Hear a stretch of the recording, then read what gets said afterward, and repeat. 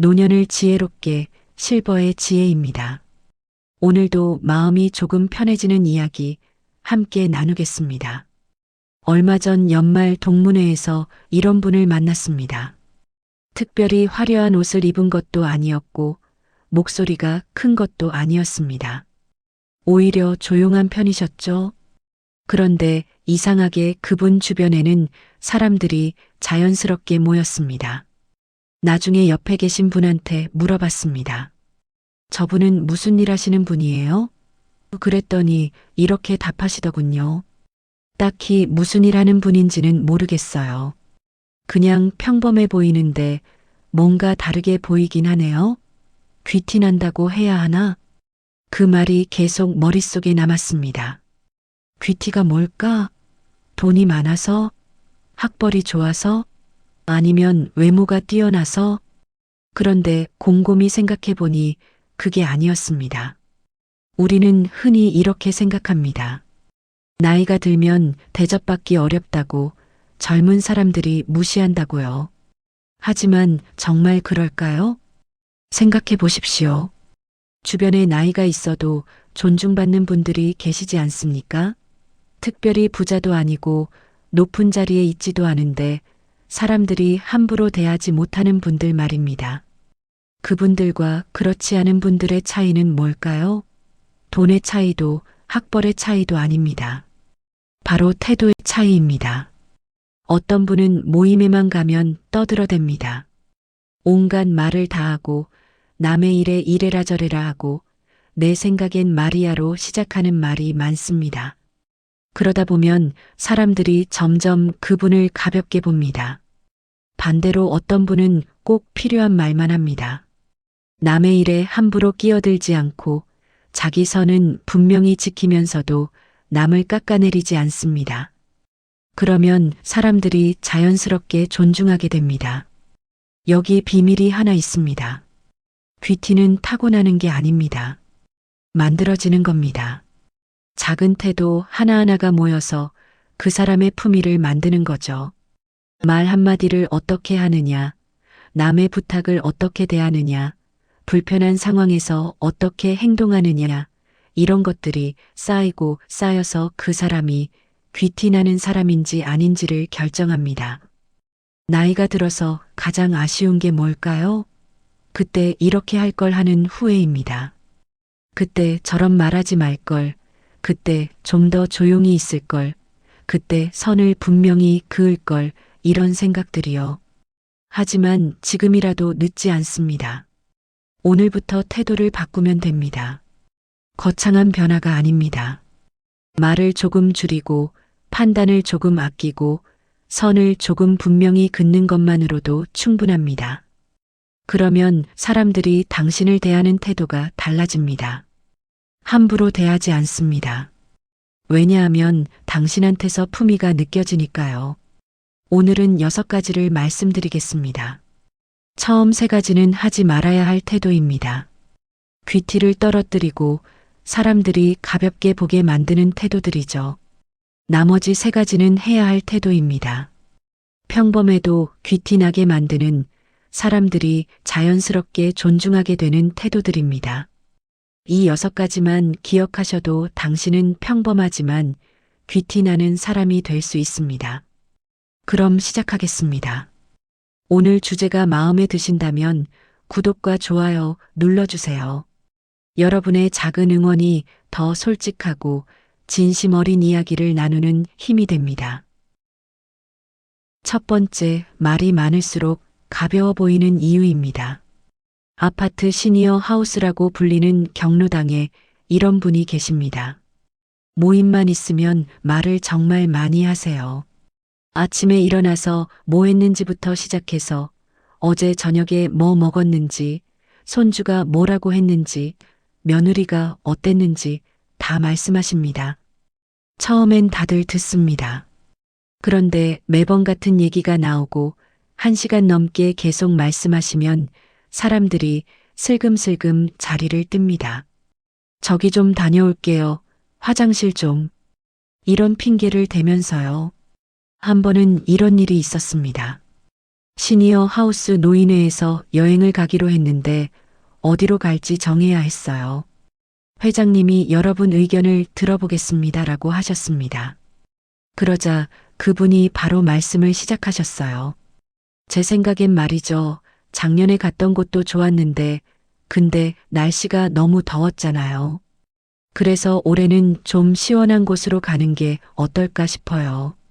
제 친구 말로는 강원도가 좋다는데, 근데 강원도는 멀기도 하고, 이렇게 계속 말씀하시는데 정작 결론은 없었습니다.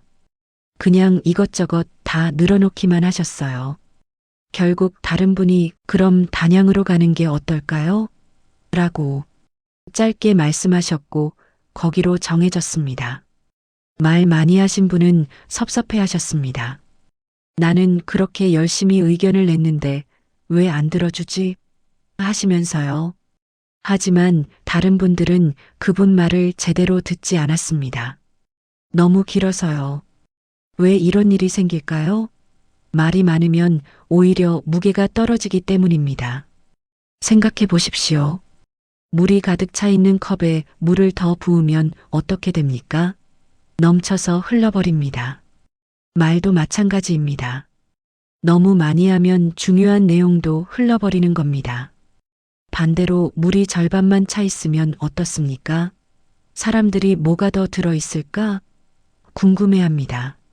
말도 그렇습니다. 적게 하면 사람들이 더 귀 기울입니다. 한 분이 이런 경험을 하셨답니다. 아들 결혼식 준비를 하는데 사돈댁에서 만나자고 하더랍니다. 사돈어른 두 분이 나오셨는데 한 분은 말씀이 많으시고 한 분은 조용하셨답니다. 말씀 많으신 분이 계속 얘기를 하셨어요. 요즘 결혼식이 워낙 비싸잖아요. 근데 우리 때는 안 그랬는데 요즘 젊은 사람들은 뭐든 크게 하려고 하고 이런 식으로 30분을 말씀하셨답니다. 그런데 조용하신 분이 딱 한마디만 하셨답니다. 아이들이 행복하게 출발하는 게 중요하죠. 그 한마디에 모든 게 정리됐답니다. 나중에 그분이 말씀하시더랍니다. 조용하신 분 말씀이 훨씬 더 무게감 있었어요. 말씀 많으신 분은 뭐라고 하셨는지 기억도 안 나는데 그 한마디는 계속 생각나더라고요. 심리학에서 이런 연구 결과가 있습니다. 사람들은 말 많은 사람보다 말 적은 사람을 더 신뢰한다는 겁니다. 왜냐하면 말이 적으면 이 사람은 생각이 깊구나, 함부로 말하지 않는 사람이구나 라고 느끼기 때문입니다. 반대로 말이 많으면 이 사람은 생각 없이 말하는구나, 아무 말이나 다 하는 사람이구나 라고 받아들여집니다. 내용이 좋든 나쁘든 일단 말이 많으면 신뢰가 떨어지는 겁니다. 친척 모임에서도 그렇습니다. 한 분은 계속 말씀을 하십니다. 자식 얘기, 손주 얘기, 건강 얘기, 돈 얘기, 온갖 얘기를 다 하십니다. 다른 분은 조용히 듣고만 계십니다. 가끔 중요한 순간에만 딱 한마디 하십니다. 그건 이렇게 하면 어떨까요? 이렇게요. 시간이 지나면 어떻게 될까요? 말 많은 분은 점점 무시당합니다. 저분은 원래 말이 많으시니까 하면서 아무도 안 듣습니다. 하지만 조용한 분이 말씀하시면 다들 귀 기울입니다. 저분이 말씀하시는 건 중요한 거니까 하면서요. 가족 모임에서도 마찬가지입니다. 명절에 온 가족이 모이면 어떤 어른은 계속 말씀하십니다. 너희들은 이래야 해. 요즘 세상은 말이야. 내 생각엔 말이지. 이런 말을 2시간 넘게 하십니다. 그러면 젊은 사람들이 어떻게 할까요? 처음엔 듣는 척합니다. 하지만 핸드폰만 보고 있습니다. 귀로는 안 들어오는 거죠. 나중엔 할머니, 할아버지 말씀은 항상 길어라며 슬슬 자리를 뜹니다. 반대로 평소엔 조용하시다가 정말 중요한 순간에만 말씀하시는 어른은 어떻습니까?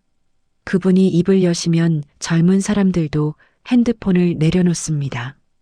할아버지가 말씀하시는 건 중요한 거니까 하면서 집중합니다. 나이가 들수록 말을 아껴야 합니다. 젊을 땐 말을 많이 해도 저 사람 활발한 애라고 봐줍니다. 하지만 나이 들어서 말이 많으면 노인네가 입만 산다는 소리를 듣습니다. 어떤 분이 이렇게 물으셨습니다. 그럼 아예 말을 안 하라는 건가요? 아닙니다. 말을 하되 꼭 필요한 말만 하라는 겁니다. 10마디 할 걸 한마디로 줄이십시오. 같은 얘기를 반복하지 마십시오. 아무도 안 물어보는데 먼저 나서서 말하지 마십시오. 그러면 당신이 정말 말할 때 사람들이 듣습니다. 동네에서 존경받는 어른들을 보십시오. 말이 많으십니까? 아닙니다. 조용하십니다. 평소엔 듣기만 하시다가 정말 필요한 순간에만 딱 한마디 하십니다. 그 한마디가 무게감이 있으니까 사람들이 존중하는 겁니다. 교회나 절에서도 마찬가지입니다. 늘 앞에 나서서 이것저것 말씀 많이 하시는 분들이 계십니다. 하지만 정작 존경받는 분들은 조용합니다. 묵묵히 봉사하고 필요할 때만 말씀하십니다. 말은 도구입니다. 망치를 생각해 보십시오. 못을 박을 때만 쓰면 유용합니다. 하지만 아무데나 마구 두드리면 망치도 부러지고 주변도 망가집니다. 말도 그렇습니다. 필요할 때만 쓰면 힘이 있지만 아무 때나 쓰면 가치가 없어집니다. 귀티는 말수에서 나옵니다. 말을 많이 해서 귀티가 나는 게 아닙니다. 말을 아껴서 귀티가 나는 겁니다. 조용하지만 필요할 때 정확한 한마디를 하는 사람, 같은 말을 반복하지 않는 사람, 남의 말을 듣고 있다가 딱 필요한 순간에만 말하는 사람, 이런 사람이 귀티나는 사람입니다. 오늘부터 말을 줄여보십시오. 10마디 하려던 걸 5마디로 줄이고 5마디 하려던 걸 3마디로 줄이십시오. 그러면 당신이 하는 그 3마디가 10마디보다 더 무게감 있게 들립니다. 그게 귀티입니다. 말 많은 사람은 가볍고 말 적은 사람은 무겁습니다.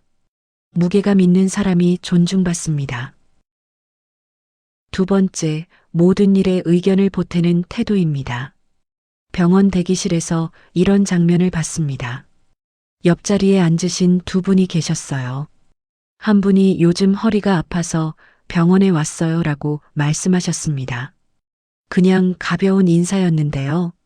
그러자 다른 분이 바로 말씀하시더군요. 허리요? 그건 말이죠. 평소에 스트레칭을 안 해서 그래요. 저는 매일 아침 이렇게 하거든요. 그리고 침대도 중요해요. 너무 푹신하면 안 돼요. 제 생각엔 딱딱한 침대가. 계속 말씀하시는데 허리 아프다고 하신 분 표정이 점점 굳어지더군요. 그냥 가벼운 인사였는데 강의를 듣게 된 겁니다. 결국 허리 아프신 분이 네, 알겠습니다 라고만 하시고 자리를 옮기셨습니다. 조언해 주신 분은 섭섭해 하시더군요. 좋은 말 해줬는데 왜 저러지? 하시면서요. 이런 분들이 계십니다. 남이 뭐라고 하면 꼭 자기 의견을 보태야 하는 분들이요.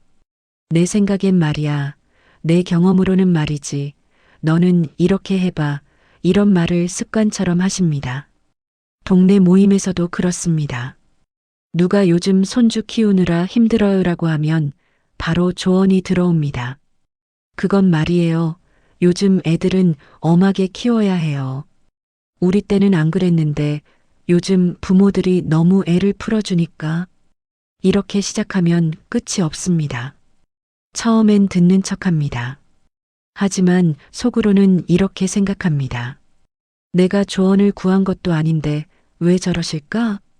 그리고 다음부터는 그분 앞에서 말을 아끼게 됩니다. 말했다가 또 잔소리 들을까 봐요. 한 분이 이런 경험을 하셨답니다. 자식이 직장을 옮기려고 한다고 얘기했답니다. 그냥 부모님께 알려드리는 차원이었어요. 그런데 바로 의견이 쏟아졌답니다. 요즘 같은 세상에 직장을 왜 옮겨? 지금 회사도 괜찮은데 그냥 다녀. 내 생각엔 절대 옮기면 안 돼. 내 친구 아들도 그렇게 옮겼다가 후회했어. 자식은 그냥 네, 알겠습니다라고만 하고 전화를 끊었답니다. 그리고 다음부터는 중요한 일을 얘기 안 하더랍니다. 어차피 말하면 반대하실 거니까요. 나중에 그분이 섭섭해 하셨답니다. 요즘 애들은 부모한테 아무 말도 안 해 하시면서요. 하지만 자식 입장에선 말할 수가 없는 겁니다. 말하면 잔소리가 시작되니까요. 왜 이런 일이 반복될까요? 이 패턴이 몇 번 반복되면 관계가 멀어집니다. 조언하는 쪽은 좋은 말 해줬는데 라고 생각하지만 듣는 쪽은 간섭한다고 느끼는 겁니다. 며느리와 시어머니 관계도 그렇습니다. 며느리가 요즘 아이가 밥을 잘 안 먹어요라고 말합니다. 그냥 하소연인 건데요. 시어머니가 바로 말씀하십니다. 그건 내가 억지로 먹이려고 해서 그래. 우리 때는 안 그랬는데 요즘 엄마들은 너무 강요를 해. 그냥 놔두면 알아서 먹어. 며느리는 처음엔 네라고 답합니다. 하지만 속으로는 내가 물어본 것도 아닌데라고 생각합니다. 그리고 다음부터는 육아 얘기를 안 합니다. 시어머니는 나중에 요즘 며느리가 나한테 말을 안 해라고 섭섭해 하십니다. 하지만 며느리 입장에선 말하기 싫은 겁니다. 말하면 항상 내가 잘못했다는 식으로 돌아오니까요. 이웃 관계에서도 마찬가지입니다.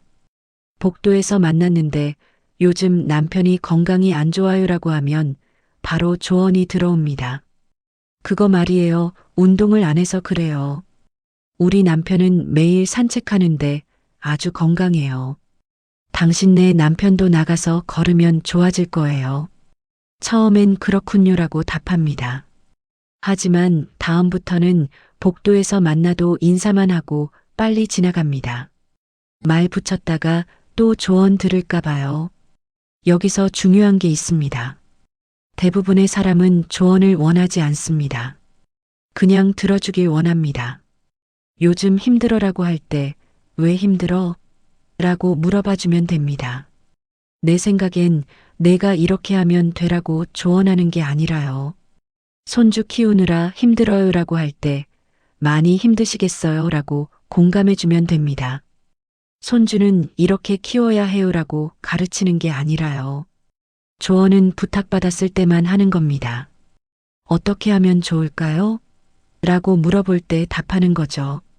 아무도 안 물어봤는데 먼저 조언하면 그건 간섭입니다.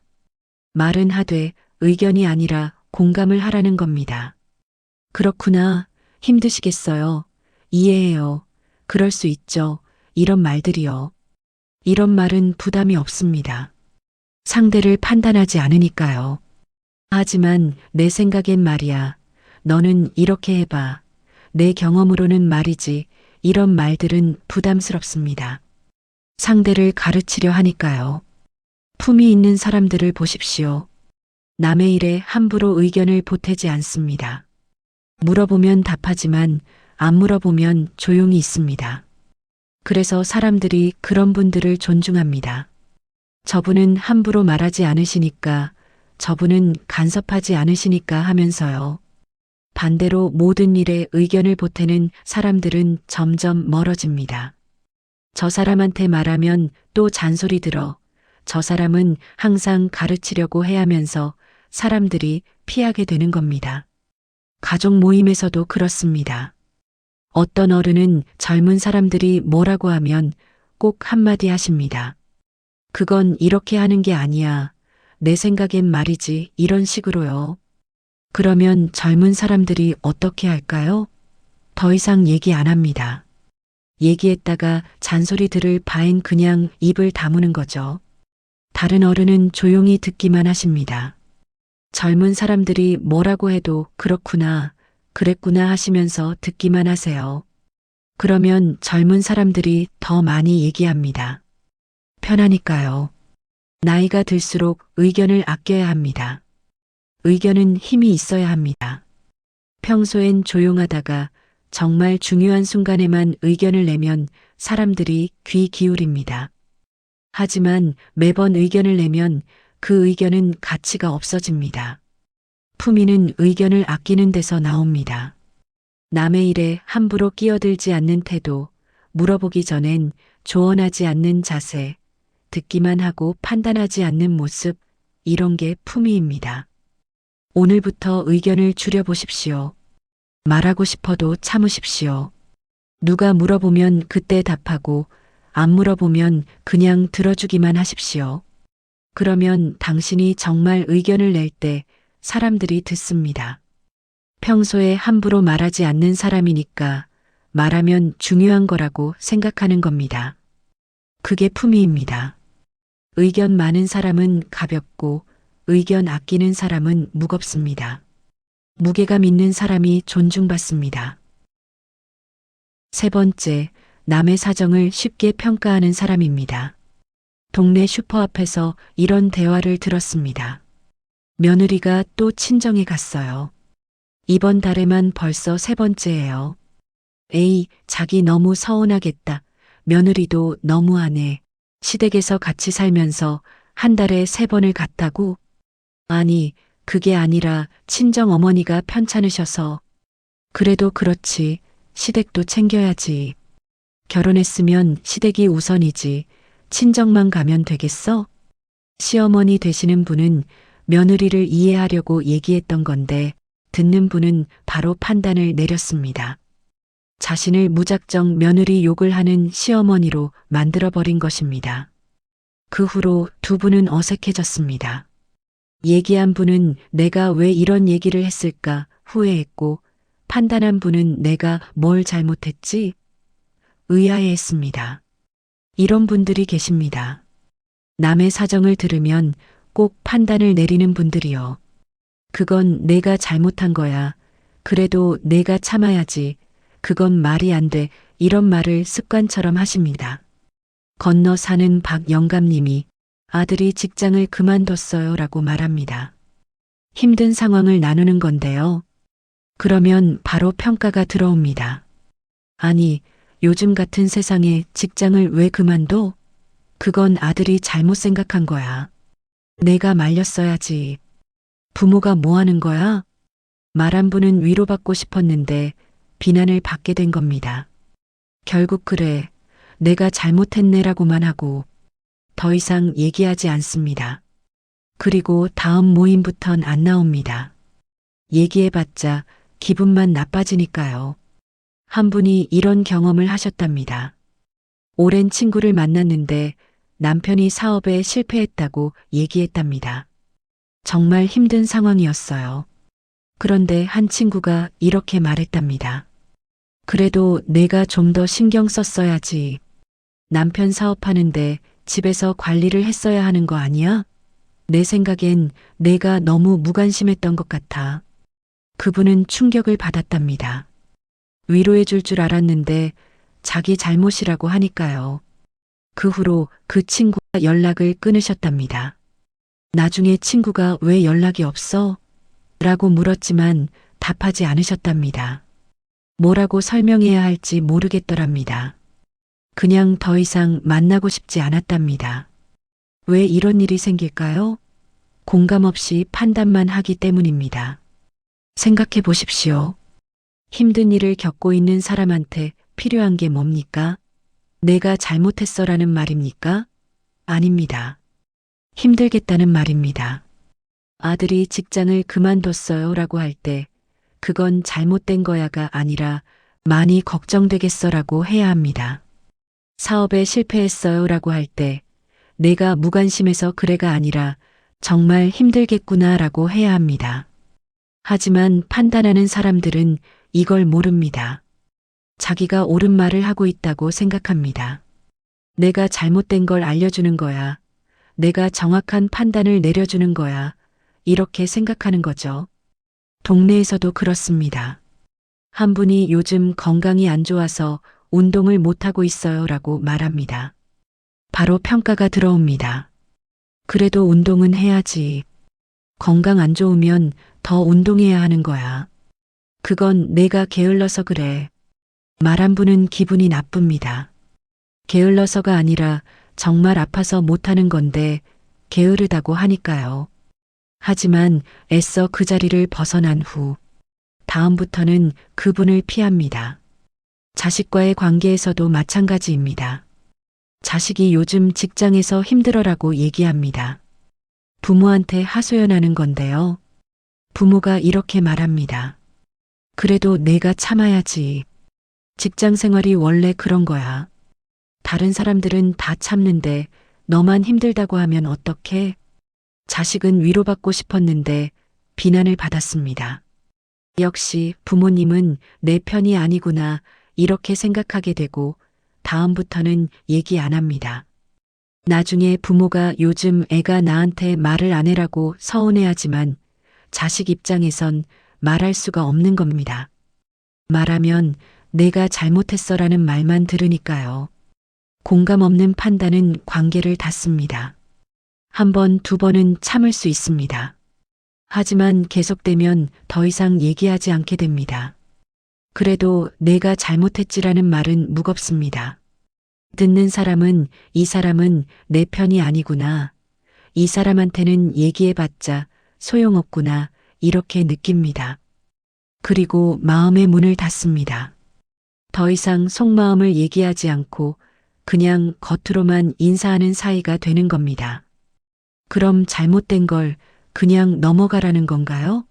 아닙니다. 판단과 조언은 다릅니다. 판단은 내가 잘못했어라고 정죄하는 겁니다. 조언은 이렇게 하면 어떨까? 라고 제안하는 거죠. 하지만 조언도 부탁받았을 때만 하는 겁니다. 어떻게 하면 좋을까요? 라고 물어볼 때 답하는 거지 안 물어봤는데 먼저 판단하는 건 월권입니다. 품이 있는 사람들을 보십시오. 남의 사정을 함부로 평가하지 않습니다. 들어주기만 합니다. 그랬구나. 힘드시겠어요. 이해해요. 이런 말만 합니다. 그래서 사람들이 그런 분들한테 더 많이 얘기합니다. 판단하지 않으니까 편하거든요. 뭘 말해도 내가 잘못했어라는 소리를 안 들으니까 안심하고 얘기할 수 있는 겁니다.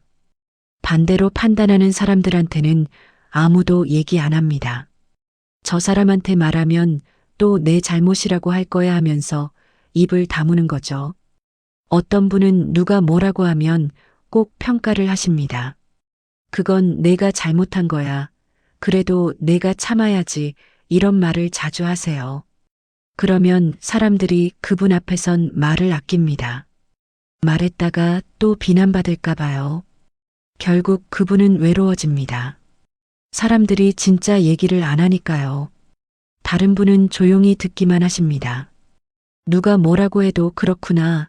힘드셨겠네. 이런 말만 하세요. 판단하지 않습니다.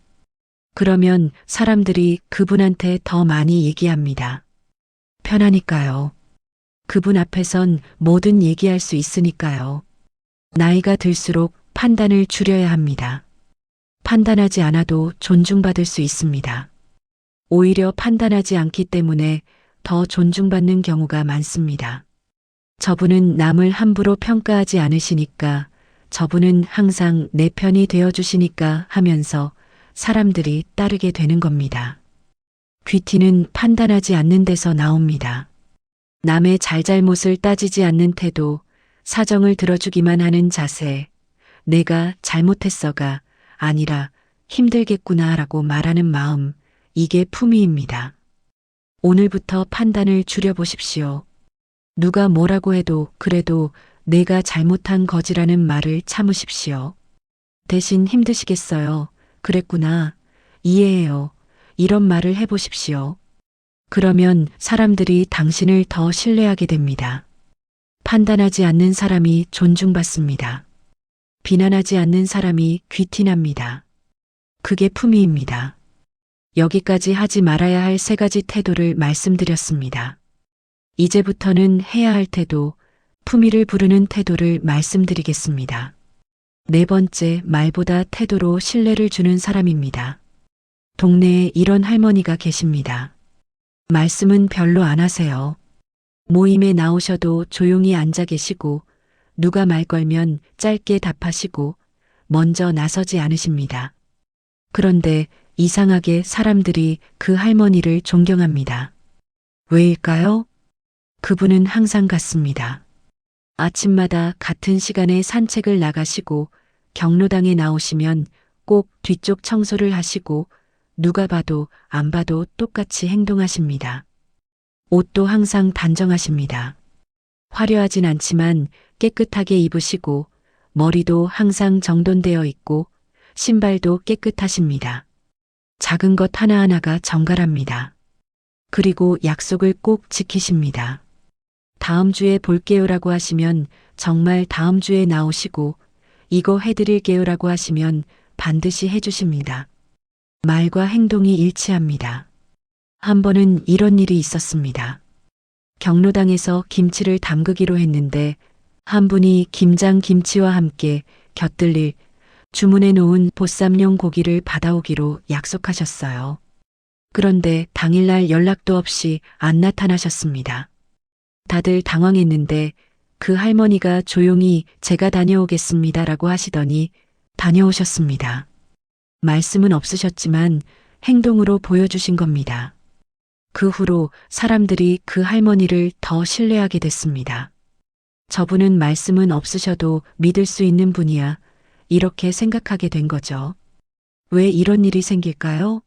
일관된 행동이 품위로 인식되기 때문입니다. 사람들은 말보다 행동을 봅니다. 나는 이런 사람이야 라고 100번 말하는 것보다 한 번 행동으로 보여주는 게 더 강합니다. 생각해 보십시오. 누군가 나는 시간 약속을 잘 지켜라고 말하는데 맨날 늦으면 믿습니까? 안 믿습니다. 말은 그렇게 했지만 행동은 다르니까요.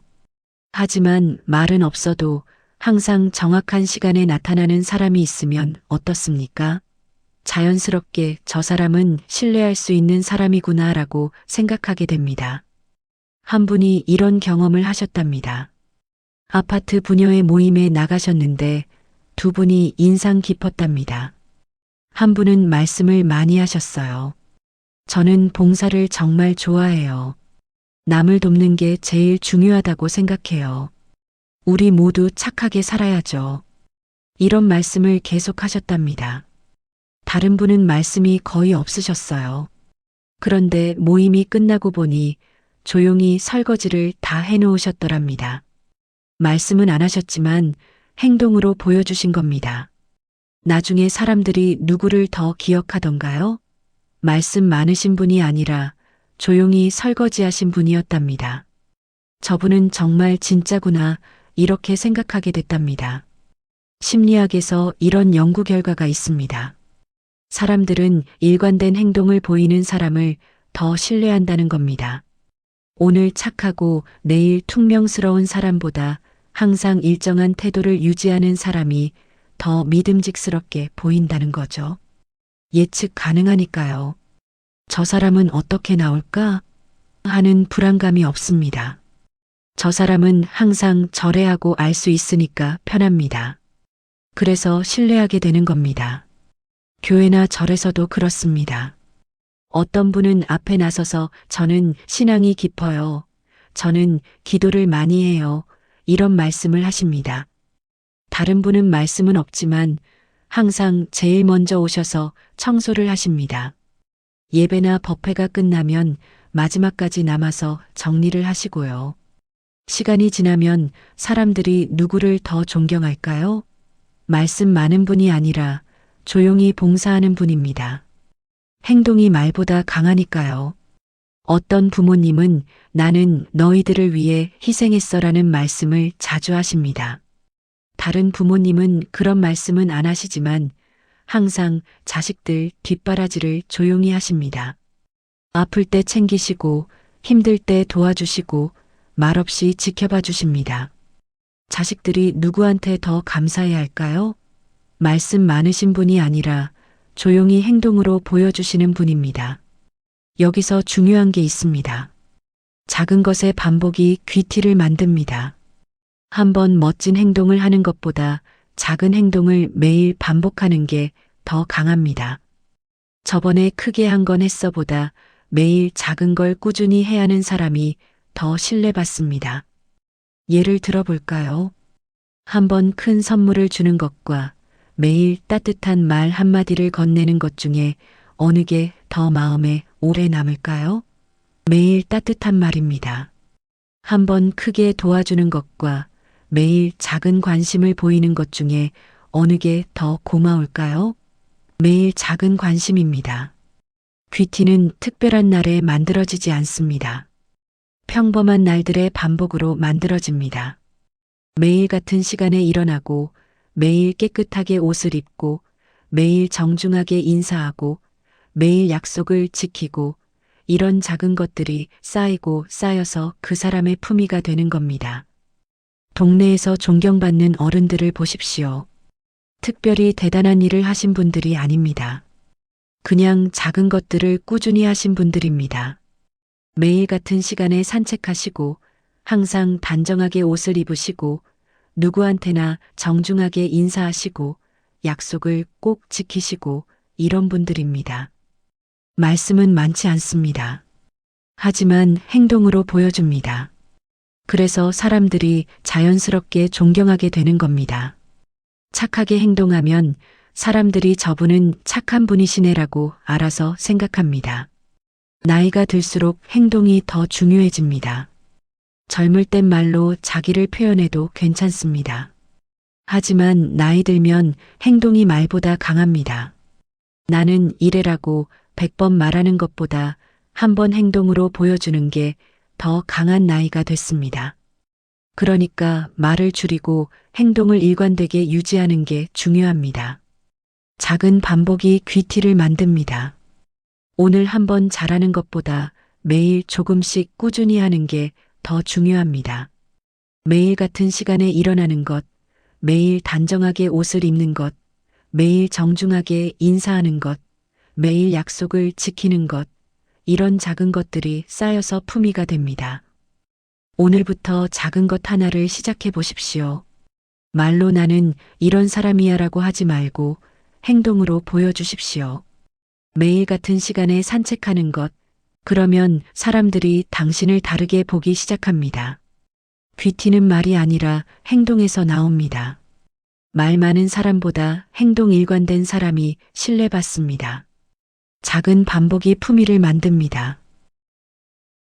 5번째, 불편한 상황에서도 선을 지키는 태도입니다. 아는 분한테서 이런 전화를 받았습니다. 요즘 형편이 안 좋아서 그러는데 돈 좀 빌려줄 수 있어? 다음 달에 꼭 갚을게. 순간 난처했습니다. 빌려주고 싶지 않은데 거절하면 관계가 나빠질 것 같았거든요. 그래서 이렇게 답했습니다. 아, 그게 지금 우리도 형편이 좀 생각해 볼게. 우물우물 하다가 결국 빌려줬습니다. 마음은 불편했지만 거절하기가 더 어려웠거든요. 그런데 다음 달이 되어도 돈을 안 갚으시더군요. 연락하기도 어색하고 관계는 이상해지고 결국 돈도 못 받고 친구도 잃었습니다. 나중에 후회했습니다. 그때 분명히 거절할 걸 하면서요. 무리한 부탁을 받았을 때 선을 분명히 긋지 못하면 결국 둘 다 불편해지는 겁니다. 동네에서도 그렇습니다. 이웃이 자꾸 부탁을 합니다. 잠깐 아이 좀 봐줘. 택배 좀 받아줘. 이것 좀 도와줘. 처음엔 들어줍니다. 이웃이니까요. 그런데 점점 당연하게 여기더니 이제는 미리 양해도 안 구하고 오늘 아이 좀 봐줘라고 합니다. 거절하면 이웃인데 그것도 안 해줘? 라고 합니다. 결국 관계가 나빠집니다. 부탁받는 쪽은 부담스럽고 부탁하는 쪽은 섭섭해하고요. 한 분이 이런 경험을 하셨답니다. 친척이 명절 때마다 집에 온다고 하더랍니다. 한두 명이 아니라 온 가족이 여러 날을요. 처음엔 그래, 오세요라고 했답니다. 친척이니까요. 그런데 매년 반복되니까 부담이 됐어요. 음식 준비도 힘들고 청소도 힘들고 신경 쓸 게 많았습니다. 그런데 거절을 못 하셨답니다. 친척인데 어떻게 거절해? 하면서요. 결국 매년 명절이 다가오면 스트레스를 받으셨답니다. 나중에 한 분이 조언을 해주셨답니다. 부드럽게 거절해 보세요. 무례하게 말하는 게 아니라 분명하게 선을 그으시면 돼요. 그래서 다음 명절 전에 이렇게 말씀하셨답니다. 올해는 우리도 좀 쉬려고 해요. 대신 근처 숙소를 알아봐 드릴게요. 낮에는 같이 시간 보내고 밤에는 편하게 쉬시는 게 어떨까요? 처음엔 친척이 좀 의외라는 표정을 지었답니다. 하지만 무례하게 말한 게 아니라서 화를 내진 않으셨어요. 그리고 실제로 그렇게 하니까 서로 편했답니다. 그때 깨달으셨답니다. 선을 긋는 게 무례한 게 아니라 오히려 관계를 지키는 거라는 거요. 왜 이런 일이 생길까요? 부드러운 거절이 관계를 지키기 때문입니다. 생각해 보십시오. 거절을 못하고 억지로 들어주면 어떻게 됩니까? 속으로 불만이 쌓입니다. 그러다 어느 순간 폭발합니다. 이제 그만 좀 해. 라고 소리를 지르게 되는 거죠. 그러면 상대는 당황합니다. 갑자기 왜 저래? 하면서요. 관계가 확 나빠집니다. 하지만 처음부터 부드럽게 선을 그으면 어떻게 될까요? 상대도 이 정도까지만 부탁해야 하는구나 라고 알게 됩니다. 서로 편안한 선이 생기는 겁니다. 교회나 절에서도 그렇습니다. 봉사를 부탁하는데 부담스러운 경우가 있습니다. 시간도 많이 걸리고 육체적으로도 힘든 일인데요. 어떤 분은 거절을 못합니다. 신앙생활 하는데 어떻게 거절해? 하면서 억지로 맞습니다. 그러다 몸이 안 좋아지거나 다른 일에 지장이 생깁니다. 다른 분은 이렇게 말씀하십니다. 정말 죄송한데 지금 제 건강 상태로는 어려울 것 같아요. 대신 방법으로 돕고 싶은데 어떤 게 있을까요? 거절하되 대안을 제시하는 겁니다. 그러면 상대도 이해합니다. 이분도 사정이 있으시구나 하면서요. 가족관계에서도 마찬가지입니다. 자식이 자꾸 부탁합니다. 애 좀 봐주세요. 이것 좀 해주세요. 저것 좀 도와주세요. 처음엔 기꺼이 합니다. 자식이니까요. 그런데 점점 당연하게 여기면서 더 많이 부탁합니다. 부모는 힘들지만 거절을 못합니다. 자식한테 어떻게 안 된다고 해? 하면서요. 하지만 어느 순간 더 이상 못하겠더랍니다. 그래서 이제 그만 이라고 소리를 지르게 됩니다. 자식은 놀랍니다. 갑자기 왜 그러세요? 하면서요. 처음부터 이렇게 말하면 어땠을까요? 애는 일주일에 2번까지만 봐줄 수 있어. 그 이상은 힘들어. 분명하게 선을 긋는 겁니다. 그러면 자식도 그렇구나. 그럼 다른 방법을 찾아봐야겠다 하면서 이해합니다. 여기서 중요한 게 있습니다. 선을 긋는다고 해서 무례한 게 아닙니다. 오히려 정직한 겁니다. 안 되라고 분명히 말하는 게 괜찮아라고 거짓말하는 것보다 낫습니다. 억지로 괜찮다고 하면 나중에 더 큰 문제가 생깁니다. 차라리 처음부터 이 정도까지는 괜찮지만 이 이상은 어려워라고 말하는 게 정직하고 건강한 겁니다. 품이 있는 사람들을 보십시오. 무리한 부탁을 받으면 부드럽지만 분명하게 거절합니다. 정말 죄송하지만 이번엔 어려울 것 같아요. 마음은 있는데 제 상황상 힘들 것 같네요. 도와드리고 싶지만 지금은 제가 할 수 있는 범위를 넘는 것 같아요. 이렇게 말합니다. 무례하지 않지만 분명합니다. 상대도 이해하게 되고 관계도 건강하게 유지됩니다. 반대로 선을 긋지 못하는 사람들은 어떻게 될까요? 점점 이용당합니다. 저 사람한테는 뭐든 부탁해도 돼 하면서 사람들이 당연하게 여기게 되는 겁니다. 그러다 어느 순간 폭발합니다. 그러면 관계가 확 나빠집니다. 차라리 처음부터 선을 그었으면 이런 일이 안 생겼을 텐데요. 어떤 분은 부탁을 못 거절하십니다. 제가 할게요. 괜찮아요 하시면서 다 맡으십니다. 그러다 나중엔 몸이 안 좋아지십니다. 너무 많은 일을 하셔서요. 하지만 그때는 이미 늦었습니다. 다른 분은 분명하게 말씀하십니다. 이 일까지는 할 수 있는데 그 이상은 힘들 것 같아요. 다른 분들과 나눠서 하면 어떨까요? 선을 분명히 그으시는 겁니다. 그러면 사람들이 오히려 더 존중합니다. 저분은 본인 한계를 아시는구나. 저분한테 무리하게 부탁하면 안 되겠구나 하면서요. 나이가 들수록 선을 분명히 그어야 합니다. 젊을 땐 무리해도 괜찮습니다. 하지만 나이 들면 무리하면 안 됩니다. 건강이 나빠지고 관계도 나빠집니다. 선을 긋는 건 무례가 아닙니다. 자기를 지키는 겁니다. 그리고 그게 오히려 관계를 건강하게 만듭니다. 안 되라고 말할 줄 아는 사람이 존중받습니다. 무조건 괜찮아라고 하는 사람은 가볍게 여겨집니다. 오늘부터 선을 그어 보십시오. 무리한 부탁을 받으면 부드럽지만 분명하게 거절하십시오. 죄송하지만 이번엔 어려워요. 마음은 있는데 제 상황상 힘들어요. 도와드리고 싶지만 제가 할 수 있는 범위를 넘는 것 같아요. 이렇게 말하십시오. 무례하지 않지만 분명합니다. 그러면 상대도 이해하고 관계도 건강해집니다. 선을 긋는 건 무례가 아닙니다. 정직이고 지혜이고 품위입니다. 6번째, 남을 낮추지 않고 자신을 지키는 사람입니다.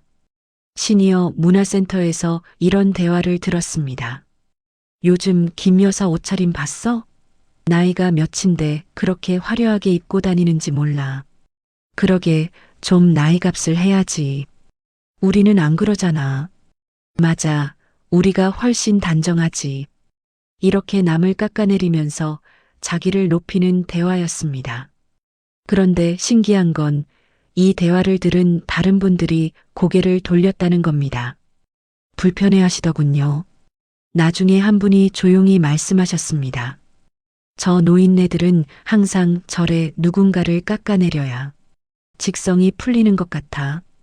그 말을 듣고 생각했습니다. 남을 낮추는 사람이 존중받을까? 아니면 존중받지 못할까?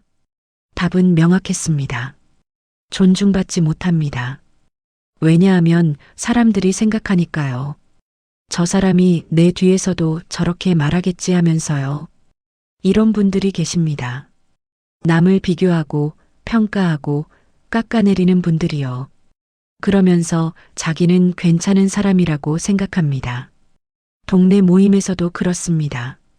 누군가 없을 때 그 사람 얘기를 합니다. 저 사람 아들이 아직도 취직을 못했대. 그러게 애를 어떻게 키웠길래. 우리 아들은 잘 다니는데 말이야. 이렇게 남의 자식을 깎아내리면서 자기 자식을 높입니다. 그러면 듣는 사람들이 어떻게 생각할까요? 저분 자식도 완벽하진 않은데 하면서 불편해합니다. 한 분이 이런 경험을 하셨답니다. 친구 모임에 나갔는데 한 분이 계속 남 얘기를 하더랍니다. 김 여사는 요즘 남편이랑 사이가 안 좋대. 박 영감은 돈 문제로 힘들다더라. 김 선생네 사돈은 건강이 안 좋다던데. 처음엔 그냥 들었답니다. 그런데 자꾸 그러니까 불편했어요. 이 사람이 내 뒤에서도 이렇게 말하는 거 아닐까? 하는 생각이 들었답니다. 그래서 다음 모임부터는 안 나갔답니다. 그 친구한테는 개인적인 얘기를 안 하게 되고요. 말했다가 다른 사람들한테 퍼질 것 같았으니까요. 나중에 다른 친구들도 비슷한 생각이었다는 걸 알게 됐답니다. 결국 그 친구는 외로워졌답니다.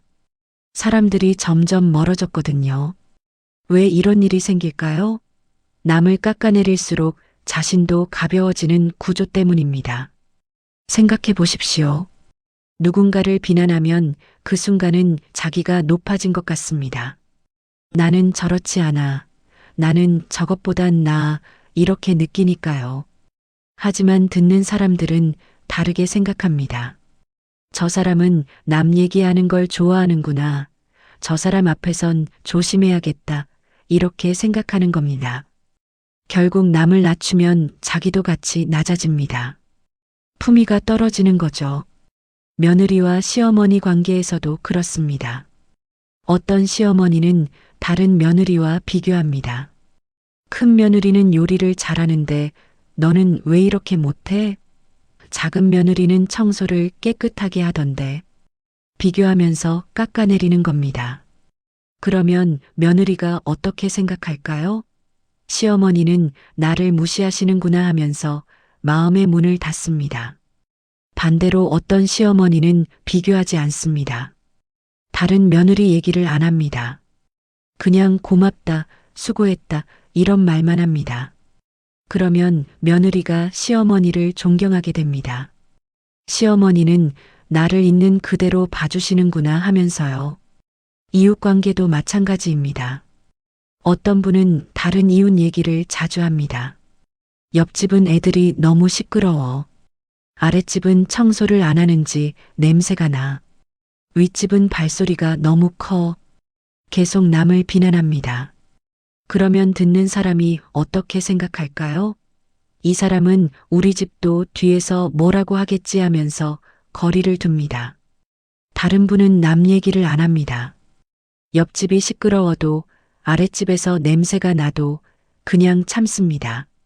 불편하면 직접 조용히 말씀드리지 다른 사람한테 험담하지 않습니다. 그러면 사람들이 그분을 신뢰합니다. 저분은 뒷말을 안 하시는구나 하면서요. 여기서 중요한 게 있습니다. 귀티는 남을 대하는 방식에서 드러납니다. 남을 높이는 사람이 품이 있어 보입니다. 저분은 참 잘하시더라. 저분한테 배울 게 많아. 이런 말을 하는 사람은 자기도 높아 보입니다. 반대로 남을 낮추는 사람은 자기도 낮아 보입니다. 저 사람은 이래서 안 돼. 저 사람은 저것도 못해. 이런 말을 하는 사람은 자기도 초라해 보입니다. 어떤 어른은 자식들을 비교합니다. 큰애는 잘하는데 작은애는 왜 이 모양이야? 조카는 성공했는데 너는 뭐하니? 비교하면서 깎아내립니다. 그러면 듣는 자식들이 어떻게 생각할까요?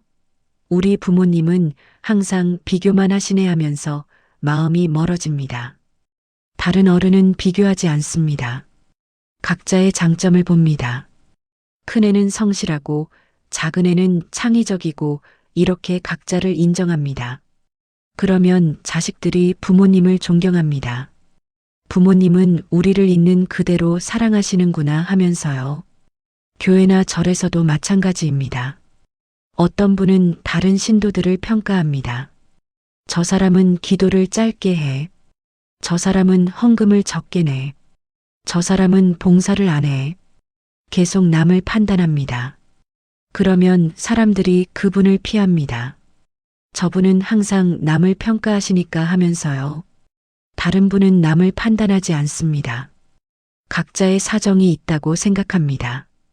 저분도 나름 열심히 하시겠지 이런 마음으로 봅니다. 그러면 사람들이 그분을 존경합니다. 저분은 남을 판단하지 않으시는구나 하면서요. 나이가 들수록 이게 더 중요해집니다. 젊을 땐 비교하고 경쟁해도 괜찮습니다. 하지만 나이 들면 비교는 초라해 보입니다. 내가 저것보단 나으라고 말하는 순간 자기도 가벼워집니다. 차라리 각자 나름의 장점이 있지 않은 게 품이 있어 보입니다. 품이 있는 사람들을 보십시오. 남을 비교하지 않습니다. 깎아내리지 않습니다. 뒷말을 하지 않습니다. 누군가 남 얘기를 꺼내면 글쎄요, 잘 모르겠는데요 라고 하거나 그분도 나름 사정이 있으시겠죠. 이렇게 말합니다. 남을 깎아내려서 자기를 높이지 않습니다. 그냥 자기 자리에서 자기 일을 묵묵히 합니다. 그게 진짜 품위입니다. 그럼 잘못된 걸 보고도 가만히 있으라는 건가요? 아닙니다. 잘못된 건 바로 잡아야죠. 하지만 바로잡는 것과 깎아내리는 건 다릅니다. 바로잡는 건 그 사람한테 직접 말하는 겁니다. 깎아내리는 건 뒤에서 다른 사람한테 말하는 거죠.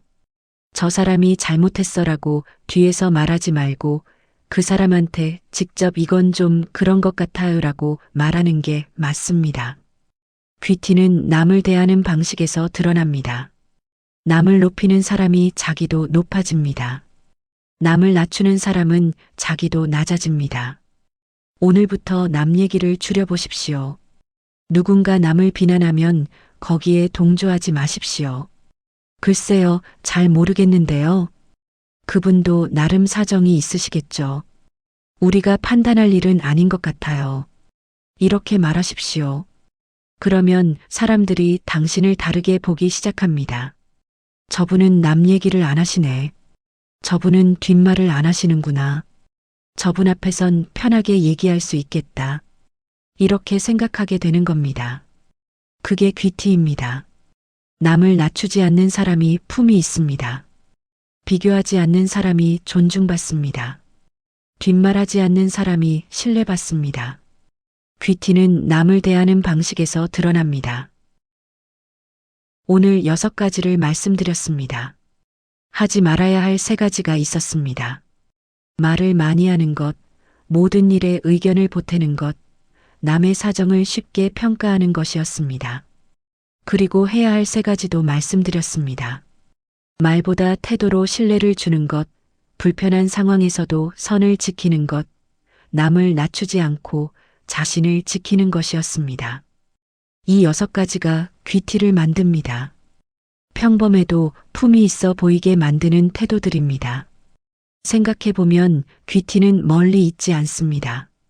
화려한 옷을 입는 것도 아니고 비싼 물건을 갖는 것도 아닙니다. 그냥 작은 태도들입니다.